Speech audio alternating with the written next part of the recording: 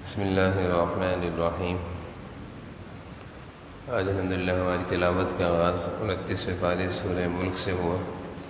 تبارک الذی بیدہ الملک وہو علی کل شیء قدیر الذی خلق الموت والحیاة۔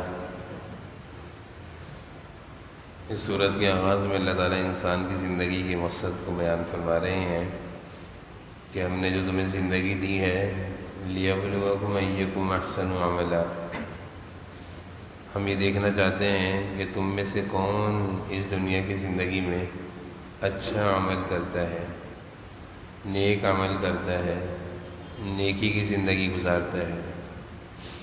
اعمال کی کثرت مقصود نہیں ہے، اعمال میں اخلاص اور سنت سے جو نکھار پیدا ہوتا ہے وہ مقصود ہے۔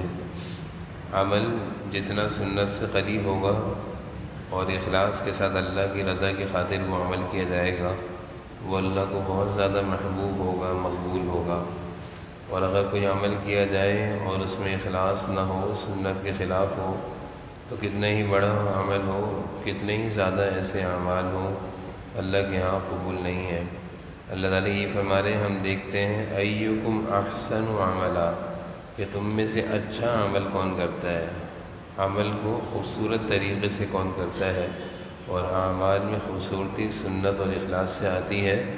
جس قدر عمل سنت کے مطابق کیا جائے گا اور جس قدر عمل اخلاص اللہ کی رضا کی خاطر کیا جائے گا، اتنا ہی اس عمل کی خوبصورتی بڑھے گی، اللہ کے ہاں قبولیت بڑھے گی۔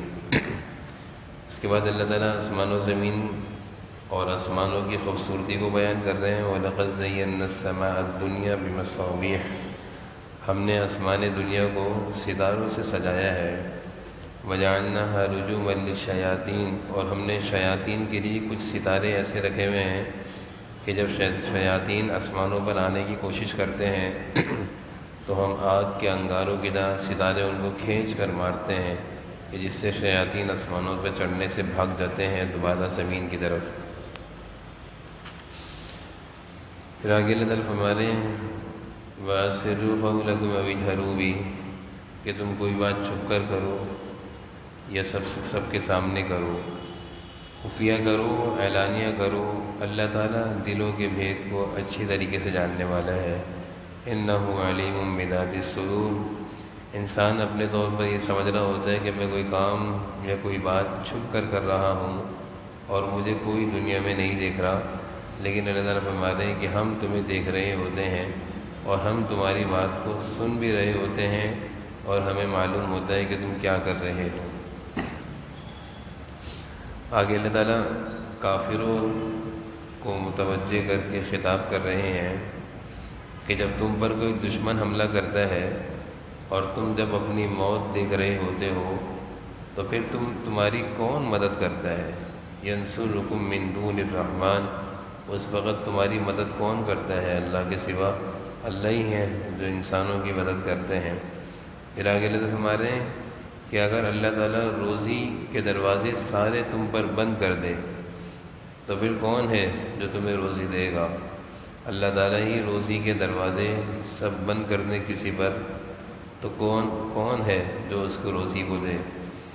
آگے اللہ فرما رہے ہیں، مزید سمجھا رہے ہیں کہ ایک آدمی وہ جو منہ کے بل چلتا ہے یعنی وہ ٹانگوں پہ نہیں چلتا، مکبن علی وجہہ، چہرے پر چلتا ہے، کیا یہ جلدی پہنچنے والا ہے؟ یعنی یہ راستہ جلدی طے کرے گا؟ یا وہ شخص امن یمشی سویا علی صراط مستقیم، جو سیدھا اپنے پاؤں پر چلتا ہو؟ یقینی بات ہے پاؤں پر چلنے والا آدمی منزل مقصود تک آسانی سے پہنچے گا، منہ کے بل چلنے والا آدمی پتہ نہیں پہنچتا ہے بھی یا نہیں پہنچتا۔ تو اللہ تعالیٰ کافروں کو سمجھا رہے ہیں کہ تم جس راستے کو اختیار کر رہے ہو، گمراہی کا راستہ، کفر کا راستہ، شرک کا راستہ، وہ کوئی ہدایت کا راستہ نہیں ہے کہ جو تم منزل تک پہنچ جاؤ گے۔ تم منزل تک پہنچو گے نہیں، بلکہ تمہاری مثال تو وہی ہے کہ منہ کے بل چل کے تم جہنم میں ہی منہ کے بل جاؤ گے۔ پھر اللہ تعالیٰ فرما رہے ہیں قُلْ أَرَأَيْتُمْ إِنْ أَصْبَحَ مَاؤُكُمْ غَوْرًا، اگر اللہ تعالیٰ پانی کو زمین کی گہرائیوں میں اتار دیں، فَمَن يَأْتِيكُم بِمَاءٍ مَّعِينٍ، تو کون ہے جو پانی کو کھینچ کر اوپر لا سکے؟ جب پانی زمین میں گہرائیوں تک چلا جائے تو انسان کتنا ہی کوشش کر لے اس پانی کو پا نہیں سکتا، نا امید ہوتا ہے، ناکام ہوتا ہے۔ جس وقت اللہ تعالیٰ کی طرف سے قرآن کریم کی یہ آیت اتری اور ایک کافر متکبر نے جب یہ آیت سنی، مشرک نے حضور اکرم صلی اللہ علیہ وسلم کے دور میں، تو وہ کہنے لگا میں اتنا طاقتور ہوں کہ میں زمین میں جتنا ہی اندر پانی چلا جائے میں نکال لاؤں گا۔ یعنی اس آیت کے سننے کے بعد اس نے ایک طریقے سے اللہ تعالیٰ کو چیلنج کیا، مسلمانوں سے کہا کہ جاؤ اپنے رب سے کہہ دو کہ جتنا زمین میں پانی گہرائیوں تک اتار سکتے ہیں اتار لیں، میں کسی بھی طرح کھدائیوں کے ذریعے سے پانی نکال لوں گا۔ اللہ تعالیٰ کو اس کا متکبرانہ انداز پسند نہ آیا۔ آنکھ کے اندر جو اللہ نے ایک پانی رکھا ہے، ہر آنکھ میں پانی ہے، آنکھ اگر خشک ہو جائے تو آنکھ پھر نہیں رہتی، بچتی نہیں ہے، تو اللہ تعالیٰ نے اس کی آنکھ کے پانی کو خشک کر دیا، اس کی آنکھ سوکھ گئی۔ اللہ نے پیغام دیا کہ زمین کی گہرائیوں سے پانی لانا تو بہت دور کی بات ہے، پہلے اپنی آنکھ کا پانی تو واپس لے کر آ جا۔ تو کس اللہ کو دعوت دے رہا ہے مقابلے کی؟ اللہ تعالیٰ صرف تیری ایک آنکھ کا پانی خشک کر رہے ہیں، سکھا رہے ہیں، اس لیے بہت تھوڑا سا پانی ہے اور آنکھ تیرے سے بہت قریب ہے، تو پہلے اپنی آنکھ کا پانی لا، پھر زمین کی گہرائیوں سے پانی نکالنے کی بات کریو۔ متکبرانہ انداز اللہ تعالیٰ کو پسند نہیں ہے۔ انسان کوئی بھی ہو، تکبر جب اختیار کرتا ہے تو اللہ تعالیٰ پھر اس کو سزا دیتے ہیں۔ اگلے آیتوں میں اللہ تعالیٰ ایک باغ والوں کا تذکرہ کر رہے ہیں۔ باغ والوں میں یہ جو باغ تھا ایک سخی آدمی کا تھا، ایک نیک آدمی کا تھا۔ اس کا معمول تھا اپنے باغ کی کمائی، یعنی جو بھی اپنے باغ سے آمدنی ہوتی تھی اس کو خرچ کیا کرتا تھا، خوب خرچ کرتا تھا، غربا میں خوب دیا کرتا تھا، اور اسی طرح اس کا باغ بھی بہت زیادہ پھلتا پھولتا تھا۔ اس کا جب انتقال ہو گیا تو بیٹوں نے آپس میں مشورہ کیا کہ باپ تو ہمارا تھا پاگل، اتنا خرچ کرتا تھا، سبھی غریبوں میں دے دیا کرتا تھا، ہم ایسا نہیں کریں گے، بلکہ ہم اپنا سارا مال باغ کی آمدنی کو جمع کریں گے اور اپنے گھر لائیں گے اور خوب کھائیں گے اور خوب بیچیں گے۔ یہ سوچ کر بیٹوں نے کہا کہ ہم ایسے وقت میں باغ کی کٹائی کرنے جائیں گے، ہم باغ کی کٹائی کرنے جب وہ تیار ہو گیا ایسے وقت میں جائیں گے کہ جس وقت غریب لوگ ہمارے باغ میں نہ آئیں، کیونکہ جو مانگنے والے لوگ تھے ان کو پتہ تھا کہ جب باغ تیار ہو جاتا ہے تو لوگ باغ کے ارد گرد جمع ہو جاتے ہیں۔ تو اسی طرح انہوں نے کہا جب ہم دن میں کٹائی کریں گے تو سارے مانگنے والے آ جائیں گے، رات کے اندھیروں میں ہم جائیں گے اور چپکے سے سارے باغ کی کٹائی کریں گے اور اس کی ساری فصل کاٹ کر محفوظ کر لیں گے اور کسی کو نہیں دیں گے۔ یہ سوچ کر وہ سارے بھائی اس برے ارادے سے اپنے باغ کی کٹائی کرنے کے ارادے سے رات کے کسی وقت میں نکلے۔ جب وہ رات کو پہنچے ہیں اپنے باغ میں، فَأَصْبَحَتْ كَالصَّرِيمِ فَتَنَادَوْا مُصْبِحِينَ، اپنے باغ کو دیکھا وہ تو کسی آفت آئی رات کے کسی وقت میں جس سے وہ سارا باغ ختم ہو گیا، یعنی جل گیا، راکھ ہو گیا، اور ساری ان کی جو کٹائی اور جو آمدنی تھی سب ختم ہو گئی۔ جب انہوں نے اپنے باغ کی ہلاکت دیکھی کہ پوری ہمارا کھیت، ہمارا باغ ہلاک ہو گیا، برباد ہو گیا، ان سارے بھائیوں کو یہ احساس ہوا کہ ہماری نیتوں میں فتور آ گیا تھا، ہماری نیتیں بدل گئی تھی، اس لیے ہماری آمدنی ہمارے ہاتھ بھی نہیں آئی۔ اور پھر ان کو احساس ہوا کہ ہمارا والد، یعنی وہ جو کرتا تھا آمدنی کو خرچ کیا کرتا تھا وہ صحیح کیا کرتا تھا، ہم نے اس راستے کو چھوڑا تو ہم اس آمدنی سے بالکل محروم ہی ہو گئے۔ آگے اللہ تعالیٰ فرمانے ہیں فَنَجْعَلُ الْمُسْلِمِينَ كَالْمُجْرِمِينَ، کیا تم یہ فیصلہ کرتے ہو کہ نیک لوگ اور برے لوگ، نیک اور نمازی لوگ اور برے اور فاسق و فاجر بے نمازی لوگ، کیا یہ آپس میں برابر ہیں؟ مَا لَكُمْ كَيْفَ تَحْكُمُونَ، تم کیسے فیصلے کر رہے ہو؟ یہ کیسے ممکن ہے کہ ایک اچھا انسان، ایک نیک آدمی ایک برے اور فاسق آدمی کے برابر ہو جائے؟ ایسا نہیں ہو سکتا۔ آگے اللہ تعالیٰ بے نمازی کا انجام بیان فرما رہے ہیں کہ جب اس کو دنیا میں نماز کا کہا جاتا تھا یہ نماز نہیں پڑھتا تھا، کل قیامت کے دن ایک موقع ایسا آئے گا کہ جب اللہ تعالیٰ حساب و کتاب کے لیے تشریف لائیں گے تو ساری انسانیت سجدے میں گر جائے گی، سجدے میں گر جائے گی۔ لیکن وہ شخص جو دنیا میں سجدہ نہیں کرتا تھا، اس کی کمر تختے کی طرح ہو جائے گی اور وہ سجدہ نہیں کر سکے گا۔ سارے لوگ اللہ کے دربار میں سجدے میں گرے ہوئے ہوں گے اور بے نمازی سجدہ نہیں کر سک رہا ہوگا، اس کی کمر تختے کی طرح ہو جائے گی اور وہ اپنی ذلت اور رسوائی کو محسوس کر رہا ہوگا کہ میں آج اللہ کو سجدہ نہیں کر پا رہا ہوں۔ اگلی آیتوں میں اللہ تعالیٰ میدان محشر کا مزید منظر بیان فرما رہے ہیں۔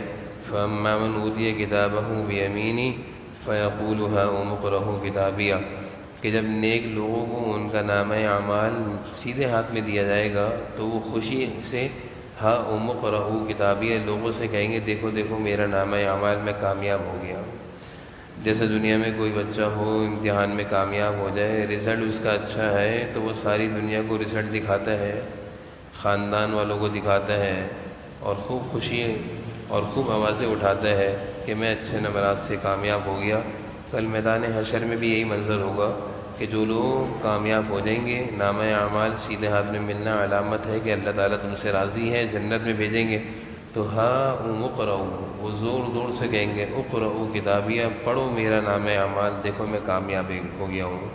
کلوا واشربوا ہنیئا بما اسلفتم فہو فی عیشۃ راضیہ، مزے کی زندگی ان کو نصیب ہوگی۔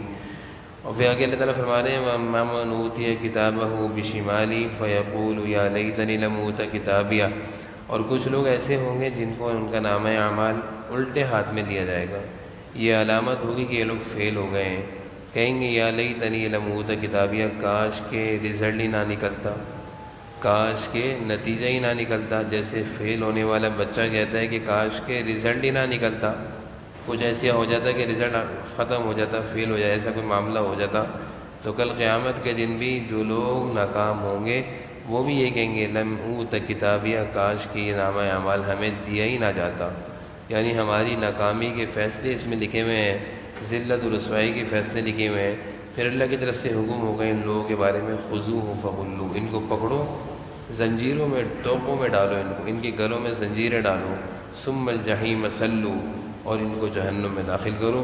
قصور کیا تھا ان کا؟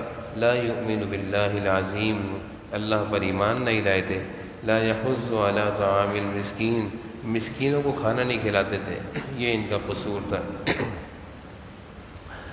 اگلی آیت میں اللہ تعالیٰ دوبارہ مزید حشر کے میدان کو ذکر فرما رہے ہیں اور فرما رہے ہیں وَلَا يَسْأَلُ حَمِيمٌ حَمِيمًا، کل میدان محشر میں کوئی دوست کسی دوست کو نہیں پوچھے گا۔ دوست تو دوست کو کیا پوچھیں گے، بلکہ اگلی آیت میں اللہ تعالیٰ فرما رہے ہیں کہ اپنے عزیز و قارب میں سے جو سب سے قریبی رشتہ ہے بہن بھائی کا رشتہ، اور اسی طرح میاں بیوی کا رشتہ، یہ بھی آپس میں ایک دوسرے سے بھاگتے ہوں گے۔ دوست دوست سے بھاگتا ہوگا، بہن بھائیوں سے بھاگتے ہوں گے، شوہر بیوی سے، بیوی شوہر سے، والدین اولاد سے، اولاد والدین سے۔ منظر ہی ایسا خطرناک ہوگا کہ ہر ایک کو اپنی پڑی ہوئی ہوگی، اور لوگ اس وقت تمنا کریں گے، اللہ تعالیٰ فرما رہے ہیں لوگ اس وقت تمنا کریں گے یود المجرم لو یفتدی، مجرم لوگ جو اپنی ہلاکت دیکھ لیں گے وہ تمنا کریں گے لو یفتدی، ساری دنیا کی دولت ہم سے لے لو، دنیا میں جو دولت سنبھال کر رکھتے تھے کہیں گے ساری دولت لے لو، بلکہ یہ بھی تمنا کریں گے کہ ہم سے ہماری بیوی بچے لے لو، ہمیں کسی طرح نجات دے دو۔ یعنی آخرت کا منظر اتنا خطرناک ہوگا کہ دولت کے ساتھ ساتھ اپنی بیوی بچوں کو بھی دے دیں گے کہ اس کو بھی فدیے میں لے لو، ان کو مارو، ان کو عذاب دو، لیکن ہمیں چھوڑ دو۔ آج دنیا میں انسان دولت بچاتا ہے، بیوی بچوں کو بچاتا ہے، لیکن انسان کل آخرت کا منظر دیکھ کر بیوی بچوں کو ہی اپنے آپ کو بچانے کے بدلے دینے کو تیار ہو جائے گا۔ آگے اللہ تعالیٰ 8 صفات بیان فرما رہے ہیں جہنم کے عذاب سے بچانے والی، عذاب جہنم سے بچانے والی 8 صفاتیں اللہ تعالیٰ بیان فرما رہے ہیں۔ الذین هم علی صلاتہم دائمون، نمازوں کی پابندی کرنا، فی اموالہم حق معلوم، مال اللہ کے راستے میں خرچ کرنا، یصدقون بیوم الدین، مرنے کے بعد کی زندگی کا یقین رکھنا، اللہ کے عذاب سے ڈرتے رہنا، شرمگاہوں کی گناہوں سے حفاظت کرنا، امانت داری، امانت میں خیانت نہ کرنا، وعدہ کرو تو پورا کرنا، اور ٹھیک ٹھیک گواہی دو، جب گواہی دینے کا موقع آئے تو ٹھیک ٹھیک گواہی دو۔ اللہ تعالیٰ نے اپنے احکامات کو بھی ذکر فرمایا ہے ان خوبیوں میں، اور مردوں کے حقوق بھی ذکر فرمائے ہیں کہ اللہ کے احکامات میں سے کیا ہے نماز پڑھنا، اس کے ساتھ ساتھ گناہوں سے بچنا، اللہ سے ڈرنا، اور مردوں کے حقوق کیا ہیں، انسانوں کے حقوق کیا ہیں کہ امانت داری، خیانت نہ کرنا جس سے معاشرے میں فساد پھیلتا ہے، وعدے کو پورا کرنا جس سے معاشرے میں خرابی پھیلتی ہے، گواہی دینے کا وقت آئے تو صحیح گواہی دینا۔ اگلی آیتوں میں اللہ تعالیٰ استغفار کی برکت بیان فرما رہے ہیں، فَقُلْتُ اسْتَغْفِرُوا رَبَّكُمْ، اپنے رب سے گناہوں پر معافی مانگتے رہا کرو۔ کثرت استغفار کا حکم ہے، اس آیت سے ہی معلوم چل رہا ہے کثرت استغفار کا حکم ہے۔ جناب نبی کریم صلی اللہ علیہ وسلم بھی اپنی امت کو تعلیم دے رہے ہیں کہ استغفار میں تو 70 دفعہ کرتا ہوں دن میں، امت کو بتانا مقصود ہے کہ جب میں نبی ہو کر 70 دفعہ کرتا ہوں اور میں گناہوں سے پاک ہوں تو تمہیں کتنا زیادہ استغفار کرنا چاہیے۔ اور پھر ایک حدیث میں جناب نبی کریم صلی اللہ علیہ وسلم نے استغفار کے فوائد بیان فرمائے، من لزم الاستغفار، کہ جو کثرت سے استغفار کرتا ہو، یعنی اس کے اوپر ہر وقت ندامت اور شرمندگی کا احساس ہو، اللہ سے معافی مانگتا رہتا ہو، استغفر اللہ کہتا رہتا ہو۔ جناب نبی کریم صلی اللہ علیہ وسلم ارشاد فرما رہے ہیں اس استغفار کا فائدہ کیا ہوگا، جعل اللہ من کل ضیق مخرجا ومن کل ہم فرجا ورزقہ من حیث لا یحتسب، اللہ تعالیٰ ہر مشکل سے اس کو بچائیں گے، ہر دکھ اور صدمے سے اس کو بچائیں گے، اس کے کاموں کو آسان فرمائیں گے، روزی وہاں سے دیں گے جہاں سے اس کو گمان بھی نہیں ہوگا۔ یہ روز استغفار کی برکت ہے۔ حسن بصری رحمۃ اللہ علیہ کے پاس ایک شخص نے آ کر کہا کہ بارش نہیں ہو رہی، آپ نے کہا استغفار کرو۔ ایک نے آ کر کہا کہ غریب ہوں، فقیر ہوں، مال نہیں ہے، آپ نے کہا استغفار کرو۔ ایک نے آ کر کہا کہ اولاد نہیں ہوتی، آپ نے کہا استغفار کرو۔ کسی نے پوچھا کہ 3 لوگ آئے، مختلف قسم کے سوالات کیے، آپ نے علاج ایک ہی بتایا۔ آپ فرمانے لگے میں نے اپنی طرف سے نہیں بتایا، اللہ نے بیان فرمایا استغفروا ربکم انہ کان غفارا، استغفار کرو گے تو کیا ہوگا، یرسل السماء علیکم مدرارا، آسمانوں سے بارشیں بھی برسیں گی، یمددکم باموال، مال بھی اللہ خوب دیں گے، وبنین، اور بیٹے بھی اللہ تعالیٰ دیں گے۔ یہ استغفار کی برکت ہے۔ اگلی آیتوں میں اللہ تعالیٰ جنات کی آمد کا تذکرہ کر رہے ہیں۔ جناب نبی کریم صلی اللہ علیہ وسلم وادی نخلہ طائف سے آتے ہوئے آپ وادی نخلہ میں قرآن کریم کی تلاوت کر رہے تھے۔ آپ کی تلاوت کے دوران جنات کی جماعت آئی اور قرآن کریم کی تلاوت سن کر چلی گئی۔ جناب نبی کریم صلی اللہ علیہ وسلم کو معلوم نہیں چلا، اللہ تعالیٰ نے آپ کو بتایا قُلْ أُوحِيَ إِلَيَّ أَنَّهُ اسْتَمَعَ نَفَرٌ مِّنَ الْجِنِّ فَقَالُوا إِنَّا سَمِعْنَا قُرْآنًا عَجَبًا، کہ وہ قرآن کریم سن کر حیران ہو گئے۔ جنات حضور اکرم صلی اللہ علیہ وسلم کو نبوت ملنے سے قبل آسمانوں پر جاتے تھے، جانے کی اجازت تھی، لیکن جیسے ہی جناب نبی کریم صلی اللہ علیہ وسلم کی آمد ہو گئی، نبوت مل گئی اور قرآن کریم کی آسمانوں سے نزول شروع ہو گیا تو ان کا آسمانوں پر جانا بند ہو گیا۔ جب یہ آسمان کے قریب جاتے تو شیاطین کی طرح ان کو بھی بھگا دیا جاتا۔ تو جنات کی جماعت حیران تھی کہ دنیا میں یقیناً کوئی ایسا اہم واقعہ پیش آیا ہے کہ جس کی وجہ سے ہمارا آسمانوں پر جانا بند ہو گیا۔ اس اہم واقعے کو تلاش کرنے کے لیے جنات نے اپنی جماعتوں کو مختلف جگہوں پر پوری دنیا میں پھیلایا ہوا تھا، اور یہ جماعتیں ساری ترکی سے نکلی تھیں۔ ترکی کے جنات تھے جو پوری دنیا میں اس بات کو تلاش کرنے کے لیے نکلے تھے کہ دیکھو ذرا دنیا میں کون سا ایسا اہم واقعہ پیش آ گیا ہے کہ ہمارا آسمانوں پر جانا بند ہو گیا ہے۔ تو انہی جماعتوں میں سے ایک جماعت طائف کی طرف آئی تھی، اور طائف سے واپسی میں وادی نخلہ راستے میں آتا ہے، جس مقام پر جناب نبی کریم صلی اللہ علیہ وسلم تہجد میں قرآن کریم کی تلاوت کر رہے تھے۔ جنات کی 7 جنات تھے، ترکی کے جنات تھے۔ انہوں نے جب حضور صلی اللہ علیہ وسلم کی قرآن کی تلاوت سنی تو یہ سمجھ گئے کہ یہی کوئی اہم واقعہ ہے اور یہی کوئی اہم کلام ہے اور یہی کوئی اللہ کے نبی معلوم ہوتے ہیں جن کی وجہ سے اب دنیا کا نظام بدل چکا ہے، اب آسمانوں کا نظام بدل چکا ہے، اب وہ آخری نبی دنیا میں آ چکے ہیں جن کی آمد کا انتظار تھا۔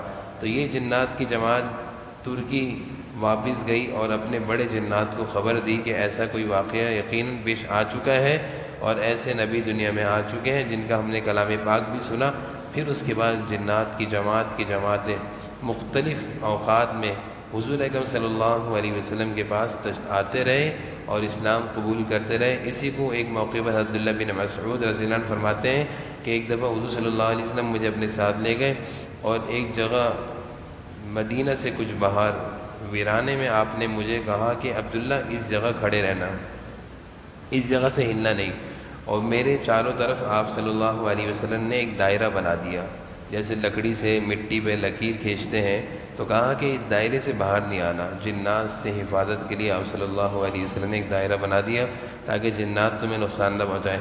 عبداللہ بن مسعود کہتے ہیں میں اس دائرے میں رہا، لیکن اس دائرے سے باہر مجھے دکھ رہا تھا کہ کچھ لوگ تھے جو لمبے لمبے تھے اور عمامے باندھے ہوئے تھے اور سفید کپڑے پہنے ہوئے تھے، حضور اکرم صلی اللہ علیہ وسلم کے ارد گرد جمع تھے اور آپ صلی اللہ علیہ وسلم ان سب سے بیعت لے رہے تھے، اور پھر یہ لوگ سارے جنات تھے، یعنی بڑی تعداد میں جنات نے حضور اکرم صلی اللہ علیہ وسلم کے ہاتھ پر اسلام قبول کیا۔ اگلی آیت میں مسجد کے آداب بیان ہو رہے ہیں، وَأَنَّ الْمَسَاجِدَ لِلَّهِ فَلَا تَدْعُوا مَعَ اللَّهِ أَحَدًا۔ اللہ مسجدیں اللہ کے گھر ہیں، اور اللہ کا گھر اللہ کے نام کے لیے بنتا ہے کہ یہاں پہ ذکر ہوگا، تلاوت ہوگی، اللہ کی یادیں ہوں گی، اللہ کی یاد میں لوگ روئیں گے، اللہ کی یاد میں لوگ اللہ کو یاد کریں گے، یہ مسجد بنانے کا مقصد ہے۔ اس کے علاوہ اگر مسجد میں کوئی اور کام ہوتا ہے، شور مچانا، کام اور کاروبار کرنا، لڑائی جھگڑے کرنا، ناسمجھ بچوں کو مسجد میں لانا، یہ مسجد کے آداب کے خلاف ورزی ہے، اور احادیث میں بھی اس سے روکا گیا ہے کہ مسجد میں اس طرح کے کام نہ کیے جائیں۔ اگلی آیتوں میں اللہ تعالیٰ جناب نبی کریم صلی اللہ علیہ وسلم کو حکم دے رہے ہیں کہ رات یا ایھا المزمل، اللہ تعالیٰ حضور صلی اللہ علیہ وسلم کو مزمل کہہ کر پکار رہے ہیں کہ اے یا ایھا المزمل قم اللیل الا قلیلا نصفہ او انقص منہ قلیلا، کہ رات کو اٹھا کریں، سویا نہ کریں، رات کو اٹھ کر اللہ کی عبادت کیا کریں۔ رات کا اٹھنا اللہ کو بہت پسند ہے۔ رات کی گھڑیاں، رات کی آخری گھڑیاں، جن گھڑیوں میں ساری انسانیت سو رہی ہوتی ہے، اور اس وقت کچھ اللہ کے مخصوص اور مقبول بندے اٹھتے ہیں اور اللہ کے آگے روتے ہیں، اللہ کو وہ رونا، وہ اٹھنا، وہ قرآن کا پڑھنا بہت پسند ہے۔ اسی کا اللہ تعالیٰ اپنے نبی کو حکم دے رہے ہیں، او زد علیہ ورتل القرآن ترتیلا، رات کو اٹھا کریں، کچھ قرآن کریم کی تلاوت کیا کریں۔ ان ناشئۃ اللیل ہی اشد وطئا واقوم قیلا ان لک فی النہار سبحا طویلا، رات کی عبادتوں کا تذکرہ ہو رہا ہے کہ رات کو کیا کیا کیا کریں۔ پہلا عمل بتایا کہ تلاوت کیا کریں، دوسرا عمل بتایا کہ دعا کیا کریں، اور تیسرا عمل بتایا کہ ذکر اللہ رات کو کیا کریں۔ جن خوش نصیب لوگوں کی راتیں اللہ کے دربار میں روتے اور تلاوتوں اور نمازوں اور دعاؤں میں گزرتی ہیں، دن ان کے بہت سکون اور عافیت سے گزرتے ہیں۔ جو راتوں کو پڑے بستروں پہ سوتے رہتے ہیں، فجر کی نمازوں کا بھی اہتمام نہیں کرتے، دن ان کے بڑے خراب گزرتے ہیں، نقصانات وہ بہت سارے اٹھاتے ہیں، اس لیے راتوں کی عبادتوں کا کچھ اہتمام کر لینا چاہیے۔ اگلی صورت میں یا ایھا المدثر، حضور اکرم صلی اللہ علیہ وسلم کو اللہ تعالیٰ یا ایھا المدثر کہہ کر پکار رہے ہیں۔ شروع میں وحی کا جب آغاز ہوا تھا تو وحی جب آئی سورہ علق سے، اقرأ بسم ربک الذی خلق، اس وحی کے آنے کے بعد آپ صلی اللہ علیہ وسلم، اس کے آنے پر آپ کی کیفیت کیا تھی کہ آپ گھبرائے ہوئے تھے۔ پہلی دفعہ جبرائیل امین سے ملاقات تھی، وحی قرآن کریم کا آغاز تھا، یہ ایک بوجھ تھا، ایک بڑی ذمہ داری تھی۔ جیسے ہی وحی آئی، غار حرا سے آپ گھر آ گئے اور آپ کی طبیعت پر بہت زیادہ بوجھ تھا، گھبراہٹ تھی۔ حضرت خدیجہ رضی اللہ عنہ جو آپ کی زوجہ تھیں، آپ کو تسلی دے رہی تھیں کہ آپ اللہ کے کوئی خاص مقبول بندے ہیں، اللہ تعالیٰ آپ سے کوئی بڑا کام لینے والے ہیں۔ تو جب سب سے پہلے وحی آئی تو حضور صلی اللہ علیہ وسلم گھبرائے ہوئے تھے، لیکن اس کے بعد آپ صلی اللہ علیہ وسلم سمجھ گئے کہ اللہ تعالیٰ مجھ پر کوئی ذمہ داری ڈالنے والے ہیں۔ تو پہلی وحی آنے کے بعد کچھ دنوں تک وحی کا آنے کا سلسلہ رک گیا، چند دن یا چند مہینے وحی نہیں آئی، بالکل حضرت جبرائیل علیہ السلام آسمانوں سے نہیں آئے۔ جب وحی کا سلسلہ رکا تو حضور صلی اللہ علیہ وسلم کو وحی کے نہ آنے کا خوف، افسوس، غم، دکھ، صدمہ کہ کیوں نہیں آ رہی وحی۔ اللہ تعالیٰ سے ایک ربط قائم ہوا تھا جبرائیل امین کے ذریعے سے، وہ ربط کیوں رک گیا؟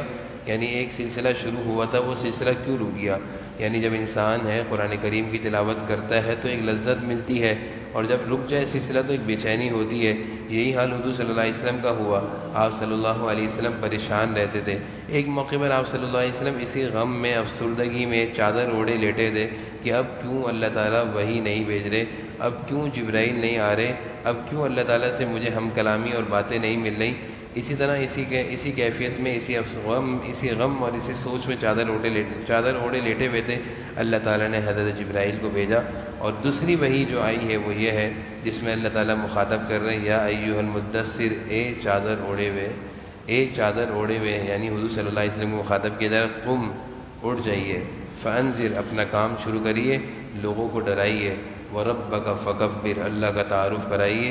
تو یہاں سے حضور اکرم صلی اللہ علیہ وسلم کو براہ راست اللہ تعالیٰ دعوت کا حکم دے رہے ہیں۔ اقرأ بسم ربک الذی خلق میں یہ حکم نہیں تھا، لیکن اس صورت دوسری وحی میں اللہ تعالیٰ نے حضور اکرم صلی اللہ علیہ وسلم کو حکم دیا کہ اب اپنے کام میں لگ جائیے، اب آرام کا وقت ختم، اب مشقتیں ہیں، اب تکلیفیں ہیں، اب لوگوں کو اسلام کا پیغام پہنچانا ہے، اب مشرکین اور کافروں سے مقابلہ کرنا ہے، اب آپ کی زندگی میں آرام اور سونا نہیں ہے، قم، اٹھ جائیے۔ اگلی آیت میں اللہ تعالیٰ جہنمیوں کا تذکرہ فرما رہے ہیں۔ جہنمی جب جہنم میں چلے جائیں گے تو داروغ جہنم یعنی فرشتے ان سے پوچھیں گے، بھائی یہاں کیوں آئے ہو، اس جہنم میں اتنی بری جگہ کیوں آئے ہو؟ تو جہنمی کہیں گے، ما سلککم فی سقر، قالوا لم نک من المصلین، ہم نماز نہیں پڑھتے تھے، ولم نک نطعم المسکین، ہم مسکینوں کو کھانا نہیں کھلاتے تھے، وکنا نخوض مع الخائضین، خود بھی نہیں کھلاتے تھے، دوسروں کو بھی کھلانے کی ترغیب نہیں دیتے تھے۔ تو جہنمی اپنے منہ سے جہنم میں آنے کی وجہ بیان کر رہے ہیں کہ ہمارا جہنم میں آنا اس لیے ہوا کہ ہم نمازوں سے رکے رہے اور کار خیر میں حصہ لینے سے، صدقات اور خیرات سے رکے رہے، جس کی وجہ سے آج ہم جہنم میں پڑے ہوئے ہیں۔ اللہ تعالیٰ سے